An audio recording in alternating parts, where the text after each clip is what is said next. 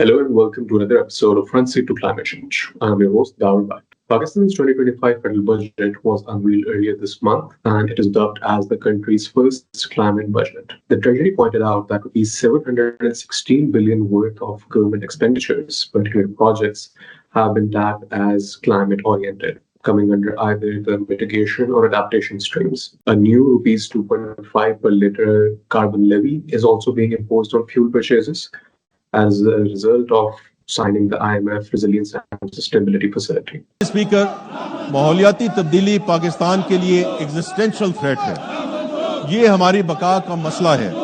पाकिस्तान माहौलियाती तब्दीली से सबसे ज़्यादा मुतासरा मुल्क में शामिल है। माहौलियाती तब्दीली के मनफी असरात का सद्देबाब हुकूमत की अहम तरजीह में से एक है। माहौलियाती तब्दीली से निपटने के लिए बेशबहा वसाइल की ज़रूरत होती है। इसीलिए हुकूमत ने गुज़श्ता 16 माह में क्लाइमेट फाइनेंस पर खसूसी तवज्जो दी है और इस सिलसिले में नुमायां कामयाबियां भी हासिल हुई हैं। वर्ल्ड बैंक और IFC से कंट्री पार्टनरशिप फ्रेमवर्क के तहत पाकिस्तान को अगले 10 साल में $40 अरब के वसाइल मुहैया करेंगे। माहौलियाती तब्दीली से निपटना इस फ्रेमवर्क की अहम तरजीह है। इसी तरह 1 साल की अंत तक मेहनत के बाद IMF ने पाकिस्तान को $1.4 अरब की रेजिलियंस एंड सस्टेनेबिलिटी फैसिलिटी फ्राहम की है। हुकूमत पाकिस्तान ने पहले ग्रीन सकूक का भी इजरा किया है, जिसके जरिए माहौलियाती तब्दीली से मुतल्लिक मनसूबों के लिए मुकामी मार्केट से वसाइल की फराहमी मुमकिन हुई है। इन वसाइल की दस्तियाबी पाकिस्तान को माहौलियाती तब्दीली से महफूज बनाने में इंशाअल्लाह मददगार साबित होगी। But scratch the surface and the contradictions start appearing. The Ministry of Climate Change itself has been allocated rupees 2.7 billion only, down from a previous year allocation of rupees 3.5 billion and falling from once allocation of 14 billion rupees in 2022. Along with this, new taxes on hybrid vehicles, suggestions for imposing taxes on solar PV cells as well, has been receiving criticism. To make sense of it all, I spoke to the former Federal Minister for Climate Change, Malik, Amin, Aslam, to get into the gist of the numbers in the budget and also explain what could have been done better through this federal budget, which has been dubbed as the climate budget of the country. Pakistan is among the first countries to access IMF's Resilience and Sustainability Facility. And along with this, the government initiated climate budget tagging to ensure that it meets the requirements of the IMF in declaring where the money is being spent. But what is actually being tagged? It still remains a question, and questions about transparency and information integrity have clearly not been answered by the government. And I think we can get into discussion right away, given your experience in the government as well, particularly how federal budgeting happens related to climate change. So I think the key questions that we all have witnessed over the last 2-3 years is that climate change, while it is, Pakistan has been highlighted as one of the most vulnerable in the recent statistics over the last 20-30 years, it has been ranked as the 5th most vulnerable. But we continue to see that climate change certainly is not the topmost priority, even though it is gradually coming into the limelight and the lens of the government as well. And one key factor is the budget or the numbers that we see in the budget. So, for example, in the last 2-3 years, when anything related to macroeconomy happens, we usually see that reductions in allocation or spending first come towards these issues like environment protection and climate change. And the numbers we have also show that the PSDP reductions happened by more than 50% on climate change. And then when the revised estimates come out, even those are lower. So in your view, why does this keep on happening, and why are we unable to prioritize budgeting for climate change? Bismillah ar-Rahman ar-Rahim. Thanks a lot, Dawar, for having me on your program, and congratulations on keeping a program focused on environmental and climate change issues, because this really is an existential threat to Pakistan. We are seeing it at the moment. We are in the midst of the heat wave season. We've got some really high numbers showing up all across the country. Yesterday, I think the hottest place on earth was Jacob and Sid. And we've seen this continued heat wave, which is following up from a season of drought, which happened in Pakistan. And, two provinces really had to announce a drought emergency. And that was following up from a season of high monsoonal rains and urban flooding. So we're in the midst of this challenge. Needless to say, we are one of the most vulnerable countries, and this is something that requires a lot of action. We've seen a lot of talk around climate change happening over the past few years, but to get right down to the bottom of it and to start managing the issue yourselves, you have to have the numbers on the table. You have to have the money on the table, and you have to walk the talk. Now, coming to the budget itself, I was going through the budget, and this was hailed as Pakistan's first climate budget. That's what was heard about a week before that. And if you look through the numbers right now, there's a lot of good news around it. The first big good news is that there was a climate tagging exercise done.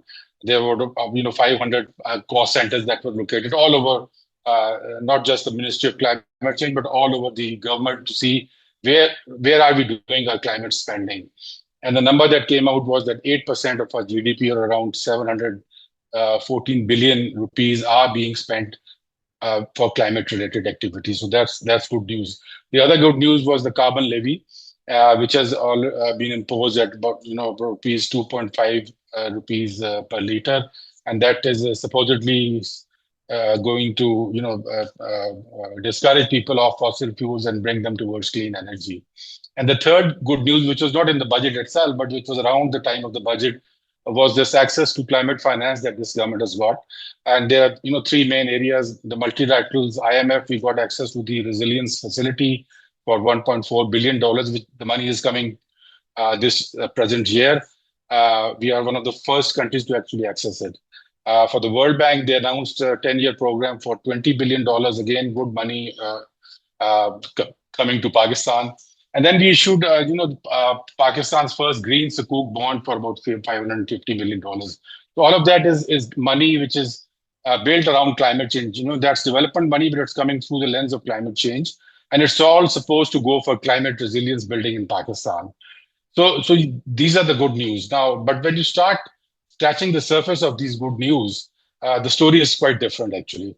I'll take you through them. If you look at the numbers on the climate tagging exercise, it's 8%, as I said, which is a big number for Pakistan to be spending on climate change. But the problem is that this is not new money. This is not additional money. This is money which was already in the government's development budgetary pipeline. And almost 85% of this money is on dams. It's on hydropower, which is clean energy. But it is not coming out of the renewed climate concern that Pakistan has right now. This would have happened even if there was no climate change in Pakistan. This 85% of it is that. Then there's some money for capacity building, and then about 10% is for adaptation. Again, it is spread across the different ministries in Pakistan. And the interesting thing is that a similar exercise was done in 2015. That's 10 years back. And at what time Pakistan was not in as dire a situation for climate change as it now is. And in that exercise, which was done by the UNDP, it was the same figure came out. It was 7.6 or 7.7% of our GDP, even at that time, was being spent on climate change. And interestingly, at that time, 40% of that was for adaptation. So that number has gone down from 40% to 10%. And we still have that same thing coming in. So, to me, basically, it's, as the adage goes, repackaging old wine in new bottles. So there's no new and additional money that has been allocated by the government.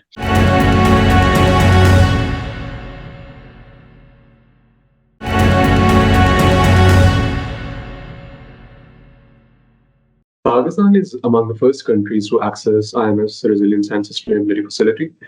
And along with this, the government initiated climate budget tagging to ensure that it meets the requirements of the IMF in declaring where the money is being spent. But what is actually being tagged? It still remains a question, and questions about transparency and information integrity have clearly not been answered by the government. But except you touched upon briefly on the how widely, regionally, this is impacting people across the country. and then also how the government, particularly the federal ministry, should be taking a lead. But there's also this other, thought that provinces which manage the vast geography of the country should be doing the bigger chunk of spending on, mitigation, adaptation, both in terms of environment protection, but also your climate resilience. So in that regard, we've seen that there is some, progress in Punjab and KP, but that progress is still not what it needs to be. And at the same level, we don't see the same progress in Balochistan, Sindh. Again, forestry areas are primarily in AJK and GB as well. And these areas still are facing limited revenues and limited allocations towards projects. So, what can provinces do you see that this could potentially be what we've also heard in the past, that even the NFC criteria need to include climate risks and climate vulnerability as possible mechanisms for provincial resource distribution? What can we do in this regard to actually ensure that provinces take up this responsibility more as well? Yes, I mean, I heard about that. So I think yesterday or day before that I was reading it, that the provincial allocation in the NFC could get affected by considerations for climate change, which I think is a very good idea. I think it is something that needs to be done because environment is a devolved area. So, getting financing for it is much easier, and you actually get the pot of money from the federal government, which you can distribute at the provincial level.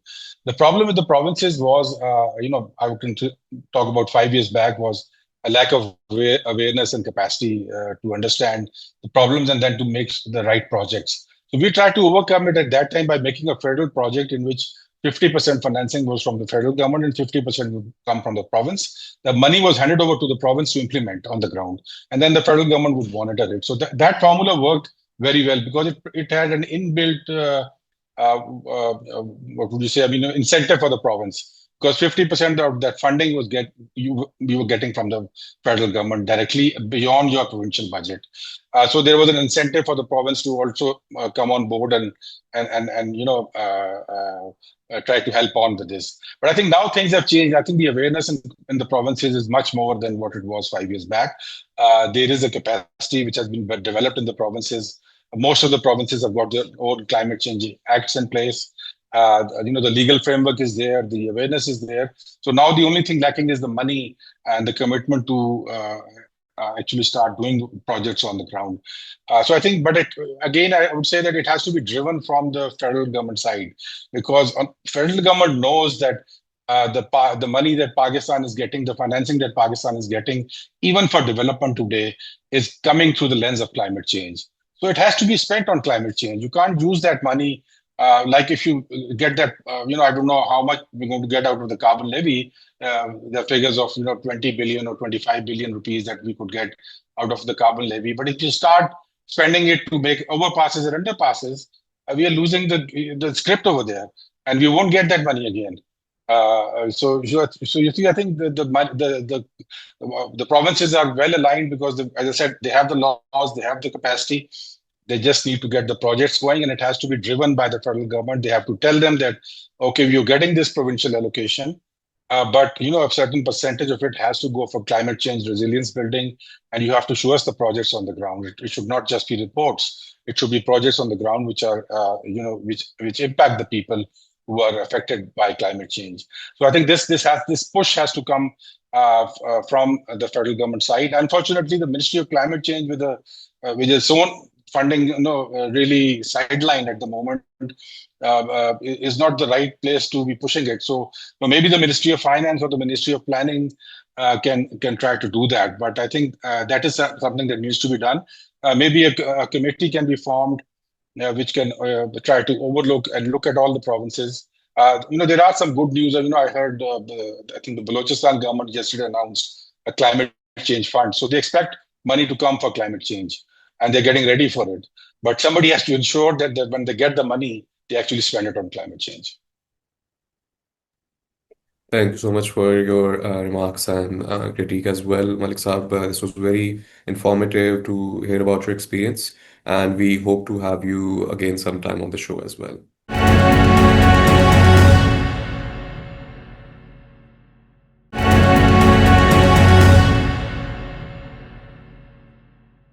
Most of the climate money is actually not new. As pointed out, that previously labeled hidden projects have been moved into the mitigation category, kind of overinflating these numbers, while this money was already budgeted for. Similarly, it's also been pointed out that a decade ago, the proportion of mitigation and adaptation spending was nearly equal. Now, adaptation is only 10%, and the rest goes to mitigation, while Pakistan, as we've seen with the multiple climate disasters, really needs to build its resilience, which cannot be done without investing in climate adaptation projects. Even the carbon levy, while the idea is good on paper, still needs to be studied in conjunction with other taxes in the budget, particularly on renewable energy, hybrids, and electric vehicles. We also spoke to Mekaeel Malik, who is the founder of Climate Finance Pakistan, and his thoughts on the climate budget tagging process by the government. So, Dawar, I'm going to break this down into two parts. The first of it is going to be why is this actually happening, and secondly, what can we actually do to fix this. So, on the first part of why this is happening, I think there's like 5-6 points that we must take into consideration.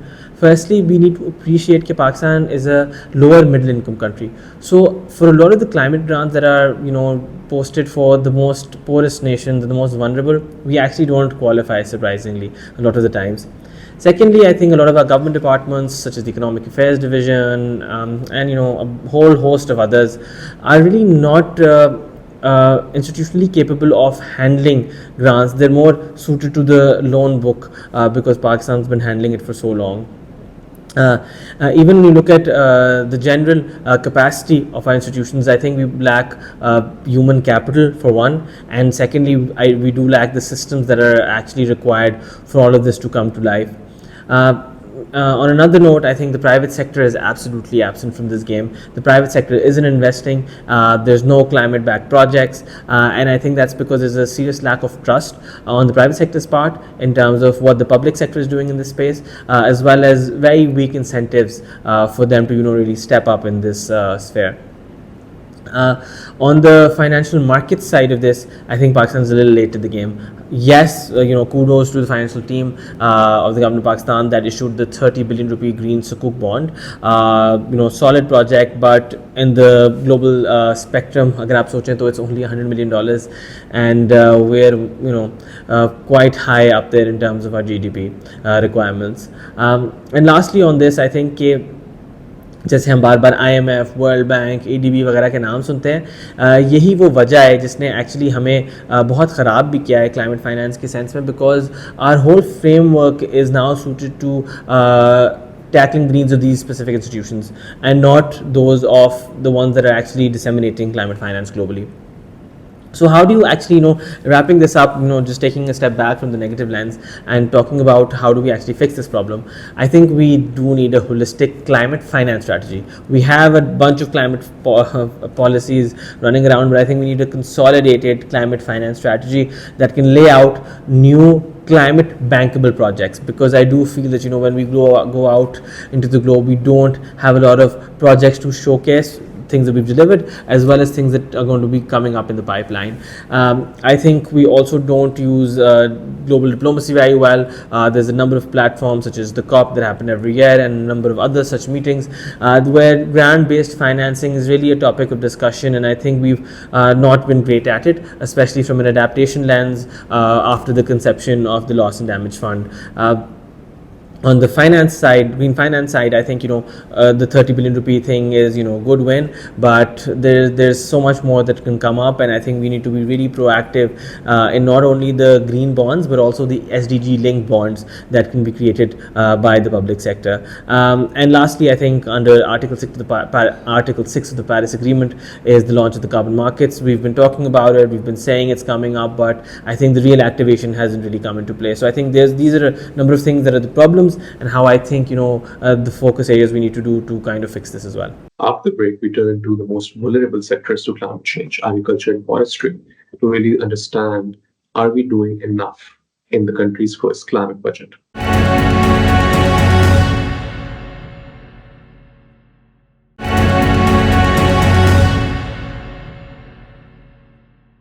Farmers are living through the climate change, but they're missing in the climate budget.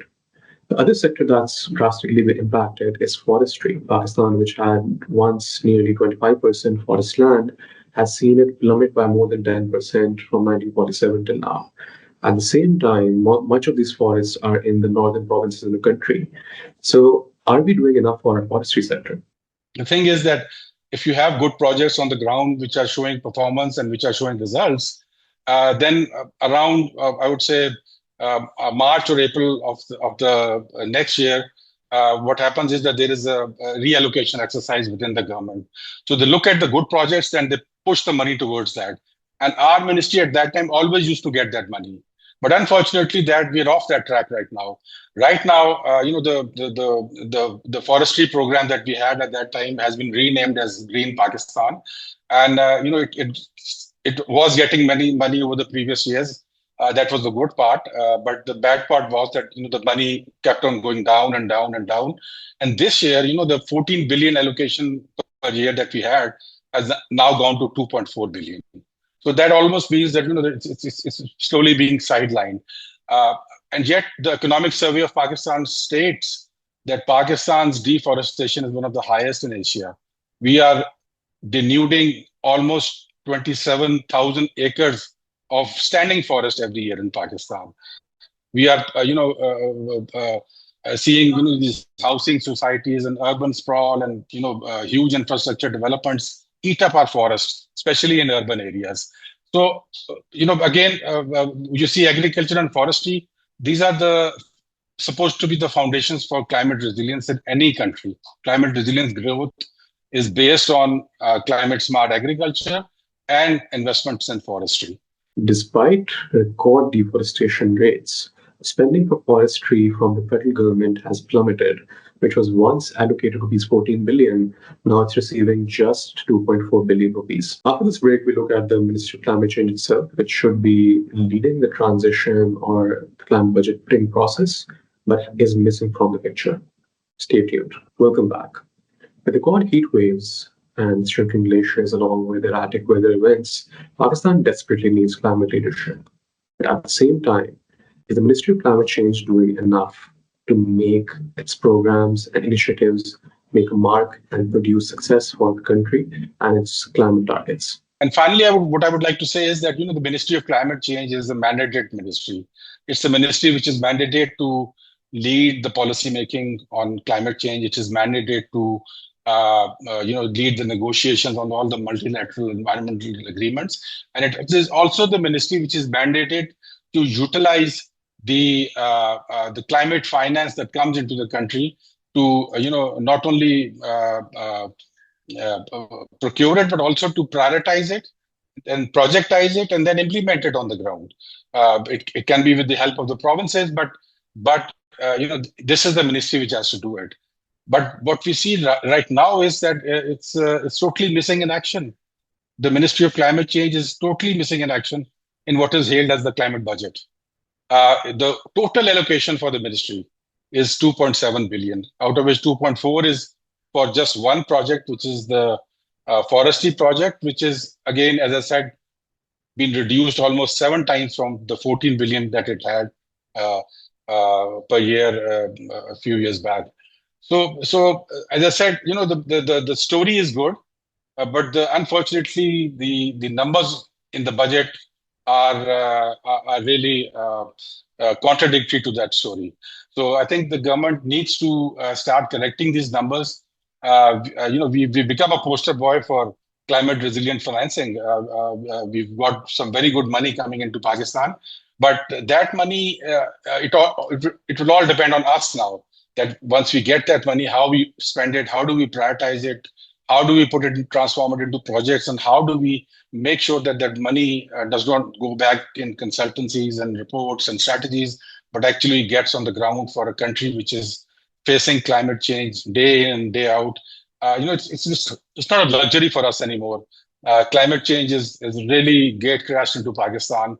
Malik Aslam warns that without serious steps taken towards implementation and alignment of finances to climate spending, Pakistan risks losing its credibility, especially with IMF and World Bank monitoring Pakistan very closely after investing and providing resources to the country to particularly spend on climate-oriented projects. I heard about that. So I think yesterday or day before that I was reading it that the provincial allocation in the NFC could get affected by considerations for climate change, which I think is a very good idea. I think it is something that needs to be done because environment is a devolved area. So, getting financing for it is much easier, and you actually get the pot of money from the federal government, which you can distribute at the provincial level. The problem with the provinces was, I can talk about 5 years back, was a lack of awareness and capacity to understand the problems and then to make the right projects. So we tried to overcome it at that time by making a federal project in which 50% financing was from the federal government and 50% would come from the province. The money was handed over to the province to implement on the ground, and then the federal government would monitor it. So that formula worked very well because it had an inbuilt, what would you say, incentive for the province. Because 50% of that funding was we were getting from the federal government directly beyond your provincial budget. So there was an incentive for the province to also come on board and try to help on with this. But I think now things have changed. I think the awareness in the provinces is much more than what it was 5 years back. There is a capacity which has been developed in the provinces. Most of the provinces have got their own climate change acts in place. The legal framework is there, the awareness is there. So now the only thing lacking is the money and the commitment to actually start doing projects on the ground. So I think, but again, I would say that it has to be driven from the federal government side, because federal government knows that the money that Pakistan is getting, the financing that Pakistan is getting, even for development today, is coming through the lens of climate change. So it has to be spent on climate change. You can't use that money like if you get that, I don't know how much we're going to get out of the carbon levy, the figures of 20 billion or 25 billion rupees that we could get out of the carbon levy. But if you start spending it to make overpasses and underpasses, we are losing the script over there, and we won't get that money again. So you see, I think the provinces are well aligned because, as I said, they have the laws, they have the capacity. They just need to get the projects going, and it has to be driven by the federal government. They have to tell them that, okay, you're getting this provincial allocation, but a certain percentage of it has to go for climate change resilience building, and you have to show us the projects on the ground. It should not just be reports. It should be projects on the ground which are, which impact the people who are affected by climate change. So I think this push has to come from the federal government side. Unfortunately, the Ministry of Climate Change with its own funding, really sidelined at the moment, is not the right place to be pushing it. So maybe the Ministry of Finance or the Ministry of Planning can try to do that. But I think that is something that needs to be done. Maybe a committee can be formed which can try to overlook and look at all the provinces. There are some good news. I heard I think the Balochistan government yesterday announced a climate change fund. So they expect money to come for climate change, and they're getting ready for it. Pakistan's provinces, while they, over the last 5 years, all of them have built their own climate laws and making their own climate plans as well, they still lack direction without enough emphasis and support of the Federal Ministry of Climate Change. I think there's 4 key areas that we can really focus on to improve climate budgeting from the provincial lens of this. I think firstly we need to align development planning with the NDCs and the climate strategies. I think provincial जो annual ADPs होते हैं, जो हमारे annual development plans होते हैं, वो पाकिस्तान के NDCs जो nationally determined contributions हैं उनके साथ align नहीं है. जब तक हमारी budgeting और हमारे resilience frameworks एक पेज पे नहीं आते, तब तक हम actually enact नहीं कर सकते वो climate financing change जो हम चाहते हैं. And this is one of the things we see when we look at the mismatch between the federation and the provinces. I think if the ADPs were consolidated and took to the federation, I think the MOCC would also have a much easier task of raising finance at international forums. Secondly, I think we really need to strengthen our public financial management systems.